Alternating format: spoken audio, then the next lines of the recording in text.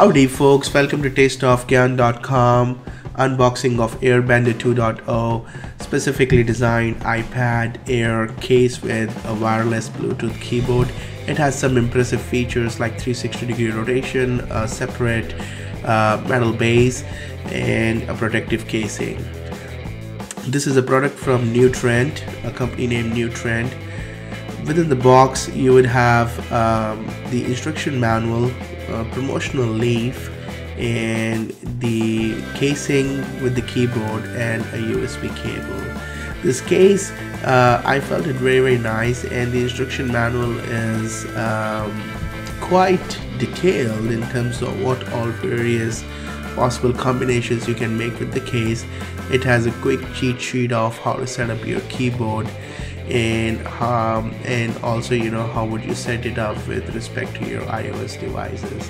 I felt that a quick one-pager leaf with so much of an information was a very thoughtful way of putting all the information users may need. This comes with a USB charging cable, and this is a mini USB charging cable. This does not come with any wall adapter, so you would either have to buy that, or you may have to use your own computer to basically charge this keyboard up. And that's all you have, folks, in the box. We would go over a very detailed analysis in terms of what all various combinations you can draw in terms of using this case, and basically a quick introduction to what all features you have on the keyboard. The case is fully sort of a plastic material, and the only metal part in the case is this metal base, which is connecting the top iPad case with the keyboard. The cutouts are designed very smartly. I mean, once you have it and you feel it in hand, you would be so impressed that there's absolutely no issues with any of the cutouts, specifically with respect to the additional microphones and the speakers. So all in all, this case has three main parts. One is the base keyboard, and this is a quick release notch to release the metal base from the keyboard, and this can also be separated from the top iPad cover. So as you may see, that this is very thoughtful design, and the case itself has a quick transparency built into it for a better look and feel. This metal base is designed very well. It can go literally 180 degrees, and the circular portion on the top goes 360 degrees, and once you attach the keyboard iPad to it, you can play around with both the combinations in parallel. The keyboard is very light once you have it in hand, and you would see that it does come with very nice features to play around with. I've played around with a lot of cases. I mean, this is by far the easiest to sort of put your iPad in and then release back from the case. Surprisingly, I mean, due to what my memory base serve, I mean, I've not had this easy experience in terms of releasing the iPad and putting it back in the case. So as you may see that you can very well just use the case, and if you don't have a need for the iPad and the metal base, and you can just put the case on and can use the iPad absolutely in this mode. Again, another look at the cutouts. I mean, very well designed, as you may see. I mean, there's absolutely enough room and very well laid out cutouts. And especially listening to the music or doing a FaceTime, I did not see any problems in terms of speakers or microphones being sort of suppressed. So this is how the metal base go back into the keyboard, and you can connect back the iPad casing back to it. Once you have it on, there are various combinations you can just play, or in terms of various angles you may want to use your device on. The metal base with the help of quick release button, and it has given certain length, and you can play around the device with various angles, and that may be specifically helpful in different use cases.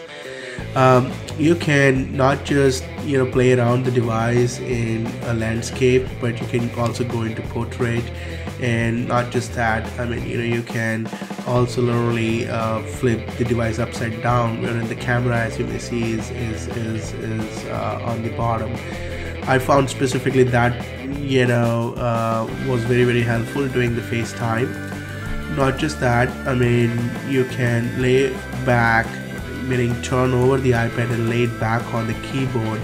This is definitely a very good position in terms of if you have to read or do some reading, and you don't want to actually take all the pieces apart. So the another interesting combination you can play around is that you can take this metal base totally separate, but you can still keep your iPad still attached to it, and that gives you a lot of flexibility in terms of doing some heavy duty operation. And we will see more about it in just a few minutes. Setting up the keyboard is very straightforward. Just turn on the device and hit the connect button. The moment you hit the connect button, the Bluetooth it goes into the Bluetooth pairing mode, and make sure that you have the Bluetooth on your device. Should you will see the new Trent keyboard right immediately pop up, and hit the quick code back onto the keyboard, and that's pretty much it you have to do to get it connected.